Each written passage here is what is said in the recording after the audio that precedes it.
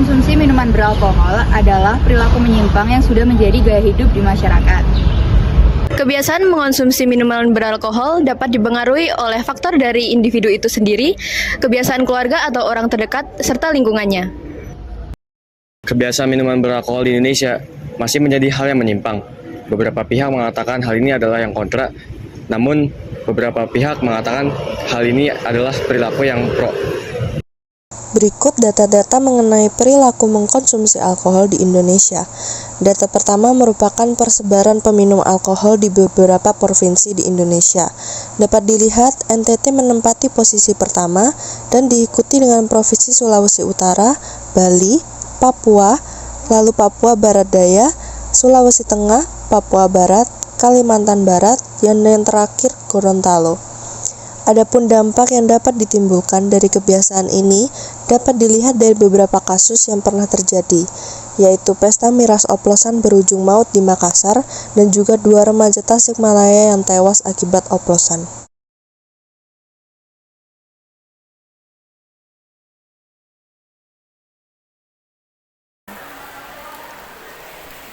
Pertanyaan menarik. Tentu saja pernah.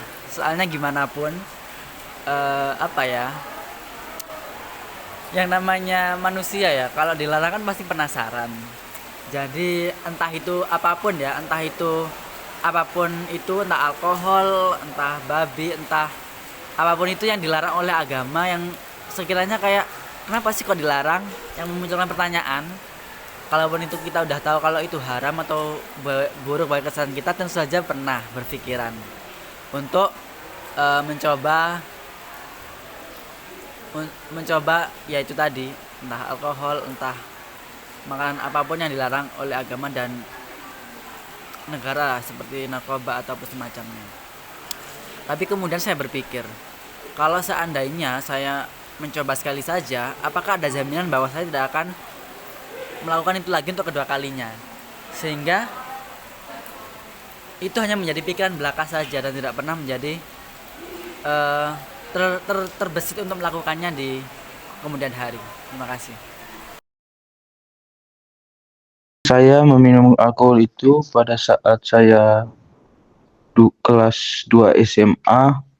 Yang menyebabkan saya meminum alkohol itu pada saat saya stres, untuk menghilangkan stresku, namun saya meminumkan alkohol. Nganu ya Mas, jujur sebenarnya saya minum beralkohol itu ya nggak yang sering-sering banget, palingan ya kayak seminggu itu 2-3 botol mungkin, itu aja 2-3 botol itu diminum sekitar orang 4.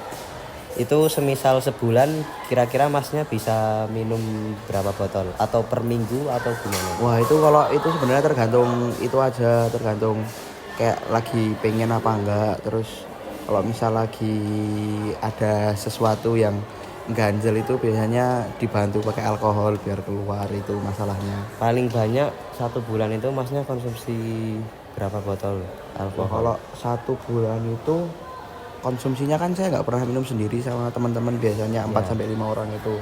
Nah itu sebulan itu saya pernah sekitar 5 botol. 5 botol berarti bareng teman-teman Mas Ya, ya? 5 botol berempat sama berlima itu terus. Oke. Ya perasaan saya kayak nggak gimana Mas ya, cuma minum ya kayak minum biasa. Terus kayak sensasinya itu sih Mas yang dicari, kayak habis minum alkohol itu biasanya kan badannya jadi enteng, terus pikirannya juga jadi plong, Puas gitu ya Mas? ya kayak gitulah, kayak udah nggak ada lagi yang ganjel. Kalau saya sih kebiasaannya itu mungkin ngomongnya agak ngelantur ya, mungkin itu aja sih. Kalau yang lainnya nggak ada. Kalau misalnya kayak gangguin orang gitu nggak. Saya cuman ngomongnya ngelantur aja.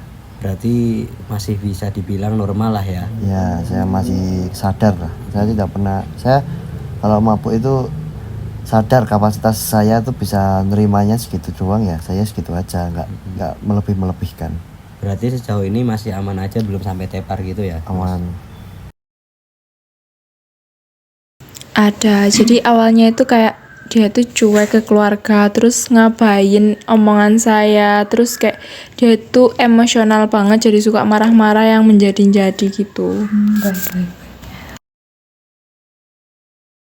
saya tidak pernah berpikir untuk berhenti meminum alkohol karena semacam hal yang tradisi dari kampung saya yang asalnya dari Flores, NTT. Saya sudah pro karena sudah menjadi tradisi dari kampungku. Tidak ada manfaatnya, hanya untuk menghiburkan diri agar tidak ada stresan begitu. Yang pertama pasti kita bisa fokus dengan kegiatan-kegiatan atau hobi-hobi yang kita suka agar kita bisa melupakan pemikiran kita terhadap alkohol. Kemudian kita bisa mendekatkan diri ke Tuhan. Sudah. Mengonsumsi minuman beralkohol memiliki dampak yang tidak pasti atau beragam bagi tubuh kita, tergantung seberapa banyak atau jumlah atau kadar minuman beralkohol yang masuk ke dalam tubuh kita. Beberapa orang berpendapat bahwa mengkonsumsi minuman beralkohol memiliki fungsi yang praktis, yaitu untuk menghilangkan stres. Beberapa orang juga berpendapat bahwa mengonsumsi minuman beralkohol dapat memberikan dampak yang negatif atau merugikan, seperti tindakan kekerasan akibat dari pengaruh alkohol. Maka dari itu penting bagi kita untuk meningkatkan kesadaran diri terhadap dampak negatif alkohol seperti gangguan kesehatan fisik ataupun mental, serta potensi kecanduan. Kenali resikonya, nikmati dengan bijak.